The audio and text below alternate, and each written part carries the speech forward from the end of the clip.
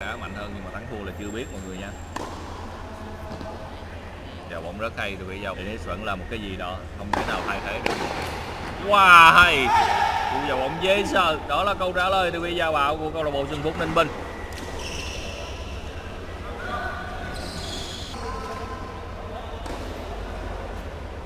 Vào bóng quá hay của giao bạo của câu lạc bộ Xuân Phúc Ninh Bình mọi người ạ.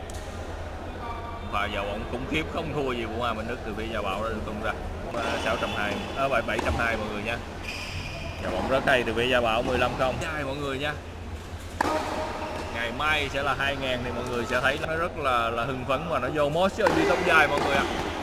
Quá hay. Gia Bảo đã giúp cho đồng đội của mình khắc phục được sai lầm vừa rồi. 15-0.